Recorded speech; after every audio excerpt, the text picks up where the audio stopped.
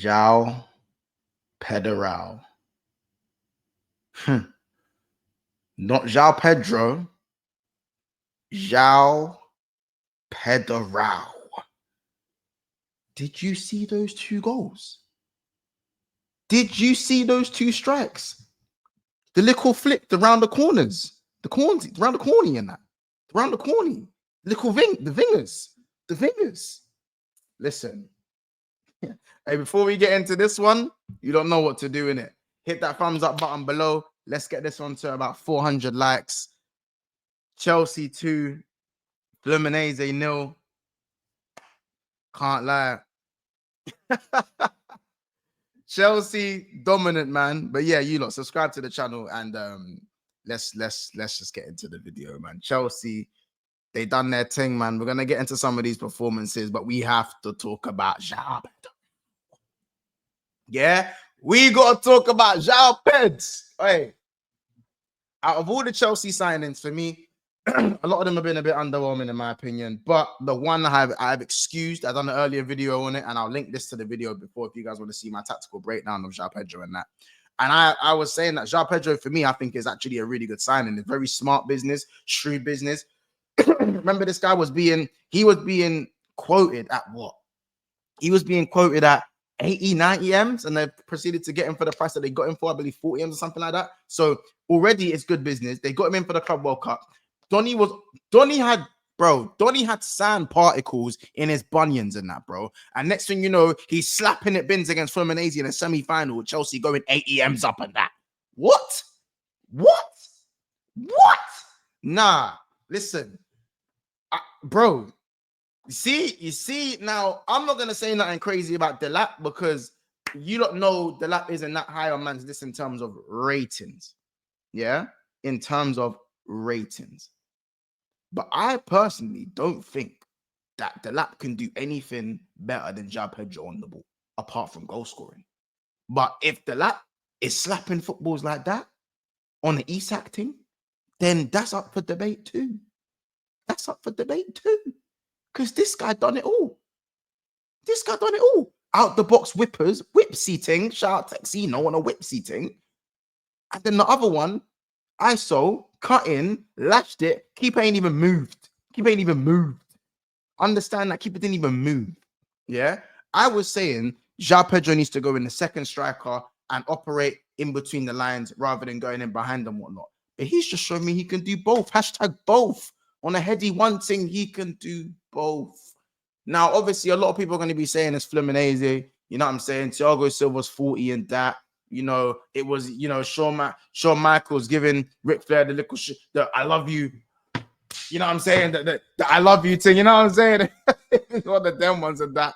But I'll be real, like, you still got to beat what's in front of you. I'm not going to act like this is going to be the norm for the season, but this is a glimpse of what he can do if you give him the amount of space that Chelsea can in transition and in possession. And if Chelsea are kind of on the roll, this is now the quality you need to surround Cole Palmer with. It's this type of quality. That's what it is. You know, and Brighton have been known to, you know, have a lot of quality. Cucurella. Look at the game he's having. Look at the run he's on. You know what I'm saying? Caicedo. Listen, Brighton is Chelsea's feeder academy. Let's just call it how it is. You know, those are the three the players that really stood out today. There are a few more obviously as well. But I just feel like, for me, I wasn't sure if Joao Pedro could operate in the 9 on his own. I thought, you know what? His playmaking bag is deeper than his goal scoring bag. So why not just, you know what I'm saying? But he just went in, like, he just dipped into a bag that no one really thought he had. Is it going to be the norm? We'll have to see. He's got a final to play. He's got pre-season to go before the season starts. So he has more, you know, more games to kind of show what he can do. Of course, we saw how good Jackson looked in pre-season, and Jackson can still do certain things with his all-round gameplay, and that he can be a nuisance just in front of goal in these final third actions that are very frustrating for Chelsea fans. But then again, just speaking on Joao Pedro's quality, his calmness on the ball, his technical ability, the man of the match performance. And I feel sick, bro. They've got a good one. And I knew it as well because I said, go look at my other video. Another one I wanted to speak about as well, man, was Moises Caicedo. Man, he done his thing again. Can't even lie. There was one tackle he done in the game, yeah, where he's behind the player, he wrapped his foot round, tackled him, and the ball came off the player and got the throw. How did he do that? How did he do that? How did he do that? He's a joke. He's a joke. He's a joke. And yeah, he ran the game. Absolutely ran the game. Enzo Fernandez getting better after every game as well. Enzo Fernandez and Moises Caicedo. And even though Chelsea haven't played the greatest teams, I know Benfica, the Flamengos, the Palmeiras, and whatnot, you still got to beat what's in front of you. And if Chelsea did lose, then you would have heard a lot more uproar than you would have seen about the victory. And they got 80 million for this, just for getting to the final. 80 million in the bank. Is that going to go on Kudos? It better not, because they're going to be on something different. I'll tell you that. Chelsea are just outside of that top three. For me, they're not quite with Arsenal, Liverpool, and Man City, but they're not far away. They are not far away at all. And one or two more signings in the right positions, and they're going to be right there with the rest of us.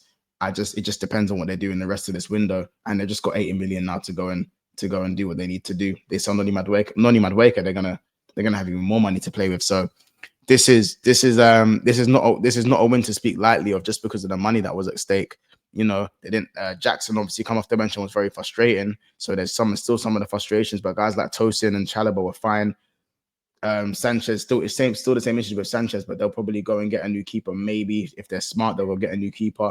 Just an overall very dominant performance from Chelsea in terms of Sanchez didn't really have to do too much apart from the Cucurella save off the line. And again, Cucurella, another one who just consistently plays at a level where he looks very, very comfortable, aggressive, not bad in the air either. And he's a threat going forward as well. You see, he's got a few goals. We've seen he's on a bit of a goal scoring form off the back end of last season. So yeah, man, Joao Pedro, unreal, man. I didn't want to make this one too long. I just wanted to give my credits to, because I watched that full game, and I was like, wow with Joao Pedro. Wow. He looked very good in his cameo in the game before, and to come in and just continue and keep the ball rolling was impressive to see. It was impressive to see. We'll see if he takes that form into the Premier League. Is he going to play behind the striker? Is he going to play as the striker? He's proved to me that he can definitely play as the striker. I still think his best position is probably just behind the striker, because it's creating back. You ain't even seen that yet. Ain't even seen that yet in Chelsea Blue. Chelsea fans, be excited for that one, man. Be excited. But listen, I'm gonna leave it there, guys. If you made it this far, drop a comment. Let me know your thoughts on the game and Joao Pedro. You know what I'm saying? And yeah, man, smash the like button and see you guys soon. Chelsea 2, Fluminense 0. We'll see you guys in the next one. Like, subscribe, and we'll speak soon.